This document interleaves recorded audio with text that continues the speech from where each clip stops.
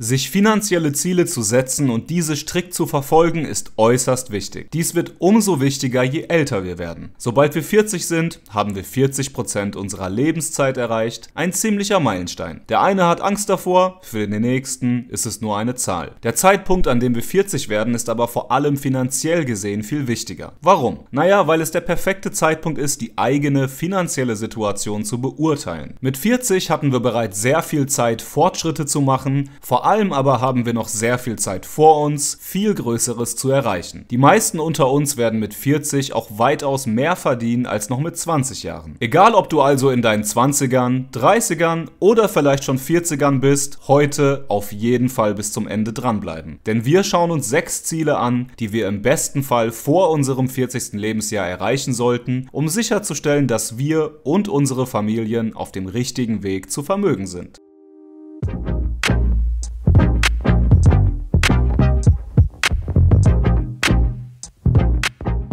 Nichts von dem, was ich mache, ist Anlageberatung und auch keine Steuerberatung. Ich bin einfach nur irgend so ein Typ im Internet. Und wie kann es eigentlich sein, dass nahezu 80% von euch meine Videos gucken, aber nicht abonniert haben? Ich weiß, es nervt und ich weiß, jeder auf YouTube sagt das, aber wenn ihr mich für meine Arbeit unterstützen wollt, macht ihr das am besten, wenn ihr mit dem Video interagiert. Das funktioniert über Likes, Abos und vielleicht einen Kommentar. Dafür bedanken dürfen wir uns alle beim YouTube-Algorithmus. Vor allem eher kleinere Kanäle wie meiner werden anderen Leuten nur vorgeschlagen, wenn mit den Videos interagiert wird. Eines der wichtigsten Ziele sollte sein, dass wir, bevor wir 40 sind, schuldenfrei sind. Jeder, der Konsumschulden hat, damit ist alles gemeint, außer einer Hypothek bei der Bank, der wirft leider jeden Monat Geld aus dem Fenster, um diese Schulden zurückzuzahlen. Egal, ob du dir ein schickes Auto gegönnt hast oder sonst was, Schulden hindern uns daran, Fortschritte zu erzielen. Sagen wir, du hast jeden Monat 300 € an deinem Auto abbezahlt und das machst du bereits seit den letzten 10 Jahren. Hättest du dieses Geld lieber in einen langweiligen S&P 500 ETF jeden Monat investiert, hättest du jetzt bereits ungefähr zwischen 55 oder 60.000 €. Anstelle dessen hast du ein Auto, das nicht wirklich dir, sondern der Bank gehört. Und traurigerweise gehört das leider mittlerweile zur Norm. 40% aller privaten Pkw in Deutschland werden entweder per Kredit oder Leasing finanziert. Das ist fast die Hälfte unseres Landes. Wenn du also zu dieser Gruppe Menschen gehörst, die Konsumschulden hat, egal was, außer es ist eine Hypothek für dein Eigenheim, werde diese Schulden unbedingt so schnell wie möglich los. Ich möchte es noch einmal härter ausdrücken. Wenn du beispielsweise jeden Monat 200 € investierst und 300 € Konsumschulden abbezahlst, solltest du die 200 €, die du investierst, lieber dafür verwenden, so schnell wie möglich von den Schulden herunterzukommen. Getreu dem Motto, wenn du schuldenfrei bist, hörst du auf, deine Vergangenheit zu finanzieren, sondern du beginnst damit, deine Zukunft zu finanzieren. Ziel Nummer 2, wenn nicht bereits erreicht, sollte sein, einen vollends gefüllten Notgroschen zu haben. Wir haben bereits in der Vergangenheit in mehreren Videos darüber gesprochen, wie wichtig ein Notgroschen ist. Und wenn wir ehrlich sind, solltest du dieses Ziel weit, und damit meine ich wirklich weit, vor deinem 40. Lebensjahr erreicht haben. Stolze 19% aller Deutschen verfügen aber über keinerlei finanzielle Rücklagen, was äußerst gefährlich ist. Deine Waschmaschine oder Spülmaschine geht kaputt, dein Auto ist ein finanzieller Totalschaden. Ein enges Familienmitglied braucht dringend Geld. Du hast einen Hund, der leider plötzlich beim Tierarzt behandelt werden muss und zack, sind im schlimmsten Fall mehrere tausend € fällig. Wir könnten stundenlang über Beispiele sprechen, weshalb du unbedingt einen Notgroschen haben musst. Der meiner Meinung nach aber wichtigste Grund ist, dass wir hier alle, die wir unser Geld investieren, niemals gezwungen sein wollen, unsere Investments zu verkaufen, nur weil wir gerade Geld brauchen. Denn der Nummer 1 Grund dafür, warum Leute entlang des Weges beim Investieren scheitern, ist, dass sie keinen Notgroschen besitzen. Falls also noch nicht geschehen, baue dir unbedingt einen für dich passenden Notgroschen auf. Eine gute Faustformel ist, dass man mindestens 2, besser aber 3 volle Netto-Monatsgehälter auf der Seite haben muss. Wenn du also 2.000 € netto verdienst, solltest du stets 6.000 € liquide auf einem Tagesgeldkonto, nicht auf dem Sparbuch, auf der Seite haben. Wer Familie hat und vielleicht noch ein Haus, braucht braucht wahrscheinlich mehr, um abgesichert zu sein. Da sind wir dann eher bei 10.000 oder 15.000 Euro. Ich weiß, es ist nicht schön zu sehen, dass man mehrere tausend Euro auf einem Tagesgeldkonto hat, die nur mit 1 bis 2% verzinst werden, ändert aber nichts daran, dass wir das machen müssen. Und nein, sich einen Kredit zu nehmen, wenn man Geld braucht, ist immer, ich wiederhole, immer die falsche Herangehensweise. Ziel Nummer 3, bevor du 40 bist, sollte sein, dass du bereits für deine spätere Rente investierst. Natürlich solltest du damit bereits viel früher angefangen haben, falls aber noch nicht, keine Panik. Wer mit 40 mit dem Investieren beginnt, hat immer noch fast 3 ganze Jahrzehnte vor sich, in denen man vorsorgen kann. Die allermeisten, die sich dem 40. Lebensjahr annähern, werden mit 66 Jahren in die Rente eintreten können. Das sind immer noch 26 Jahre und damit sehr viel Zeit. Wer aber erst mit 40 beginnt, muss meiner Meinung nach anders investieren als jüngere Menschen. Bitcoin ist ein absolutes Muss. Wenn du dich deinem 40. Lebensjahr annäherst oder es bereits erreicht hast und noch kein Geld investiert hast, dann gibt es für dich keine Ausreden mehr und ich muss hier wirklich hart sein. Kauf so viel Bitcoin, wie du nur kannst und womit du dich selbst wohlfühlst. Zusätzlich dazu, wenn du kein Interesse daran hast, dich tiefgreifend mit einzelnen Unternehmen auseinanderzusetzen, investiere dein Geld in kostengünstige ETFs. Der beste Index der Welt ist der S&P 500, der in die 500 größten Unternehmen der USA investiert. Einer der mit Abstand hierfür am besten geeignetsten ETFs ist der iShares Core S&P 500 ETF, den ich in die Videobeschreibung packen werde. Wir haben sehr geringe jährliche Gebühren von nur 0,07% und der ETF investiert Dividenden aus diesen 500 Namen automatisch für uns. Wir müssen überhaupt nichts machen. Der S&P 500 Index outperformt kontinuierlich alles andere, egal ob MSCI World, All World oder Emerging Markets. Da du bereits 40 bist, musst du konzentrierter investieren, weshalb die Tatsache, dass du in 500 Unternehmen investierst, anstatt in fast 1400 wie beim MSCI World, dich nicht stören sollte. In Realität verstehen leider nur die wenigsten, dass der S&P 500 der mit Abstand sicherste Index ist. Das ist aber vielleicht einmal ein Thema für ein anderes Video. Der S&P warf über die letzten 20 Jahre im Durchschnitt knapp 12% ab. Davon ziehen wir 3% Inflation ab, landen damit bei 9% pro Jahr und das ist äußerst realistisch. In diesen ETFs solltest du mindestens 15% deines Monatseinkommens jeden Monat investieren. Unser nächstes Ziel gilt für alle die entweder bereits Kinder haben oder aber vorhaben, welche zu bekommen. Dabei ist egal, ob du dein erstes Kind mit 22 bekommst oder erst mit 38. Wichtig ist nur, dass du mit deinem 40. Lebensjahr spätestens damit anfangen solltest, für deine Kinder vorzusorgen und das geht in eine ähnliche Richtung wie eben beim Thema Investieren für die Rente für dich selbst. Wichtig ist meiner Meinung nach nur, dass wir für unsere Kinder vorsorgen. Es müssen nicht 1.000 Euro im Monat sein. Wenn wir zurück auf die Zahlen vom S&P 500 Index gehen, den wir uns eben ansahen und einfach nur 50 Euro im Monat nehmen, bei 9% Rendite pro Jahr, gestartet bei 0 Euro, dann hätten wir bereits fast 26.000 Euro zusammen, wenn unser Kind 18 Jahre alt wird. 50 Euro pro Kind jeden Monat zu investieren, sollte für die meisten möglich sein und das löst gleich mehrere Probleme. Zum einen ist damit der Führerschein und das erste eigene Auto locker abbezahlt. Zum anderen lernen unsere Kinder direkt, wenn sie 18 Jahre alt werden, wie wichtig Investments sind, denn wir können ihnen genau erklären, wie wir das durch relativ wenig Einsatz geschafft haben. Absolute Win-Win-Situation und die Eltern, die ihren Kindern, bis sie 18 sind, gar nichts davon erzählen, dass sie so ein Portfolio überhaupt haben, sind noch größere Legenden. Wer mehr für die Kinder zurücklegen kann, soll dies sehr gerne machen, bitte aber nicht die eigenen Investments vergessen für die eigene Rente. Wer auf dem Weg zur magischen Zahl 40 ist oder diese bereits erreicht hat, wird in den allermeisten Fällen mehr als 10 Jahre Berufserfahrung im jeweiligen Bereich, in dem wir arbeiten, haben. Damit meine ich nicht, dass du seit 10 Jahren Chefsekretärin bist, damit meine ich, dass du über vielleicht mehrere Stationen und Arbeitgeber hinweg in deinem Bereich, wenn wir bei der Chefsekretärin bleiben, wäre das der kaufmännische Bereich, diese 10 Jahre voll hast. Und genau aus diesem Grund solltest du auch ein Vielfaches davon verdienen, was du noch verdient hast, als du in deinen 20ern warst. Idealerweise verdienst du so viel, dass du alle Ziele, über die wir bisher gesprochen haben, bereits erreicht hast und trotzdem noch Geld über hast. Bedeutet also, du bist komplett schuldenfrei, du hast einen gesunden Notgroschen auf der Seite, du investierst bereits für deine eigene Rente und wenn du Kinder hast, sorgst du auch bereits für diese vor. Falls du also bereits in deinen 40ern bist oder dich mit großen Schritten diesem Alter annäherst und immer noch einen schlecht bezahlten Job hast, in dem du nicht glücklich bist, dann wird es nun endlich Zeit, den Job zu wechseln. Vielleicht wird es sogar Zeit, eine Weiterbildung zu machen und das eigene Humankapital weiter zu erhöhen. Der Durchschnitt aller Gehälter für Menschen ab 40 liegt laut aktuellen Erhebungen bei 4.800 Euro brutto im Monat, somit bei einem Jahresgehalt von 57.200 Euro brutto. Du solltest also mindestens das verdienen. Wenn dem nicht so ist, ist jetzt die Zeit, nach Lösungen zu schauen. Kommen wir damit zum letzten Ziel, also Ziel Nummer 6. Und das sollte sein, dass du vor deinem 40. Lebensjahr in Dinge investierst, für die du dich wirklich begeistern kannst. Blödes Beispiel an der Stelle von meiner Seite. Ich war vor einigen Wochen im schönen Österreich im Skiurlaub, genauer gesagt fahre ich persönlich Snowboard. Als ich die Leihgebühren für mein Snowboard, Schuhe und Helm gesehen habe, wurde mir ungelogen schlecht. Ich musste stolze 245 Euro für 5 Tage Snowboard-Ausrüstung hinlegen, mein voller Ernst an der Stelle. Als ich diese Kosten gesehen habe, war für mich klar, ich werde mir über kurz oder lang nun endlich ein eigenes Snowboard kaufen, hatte ich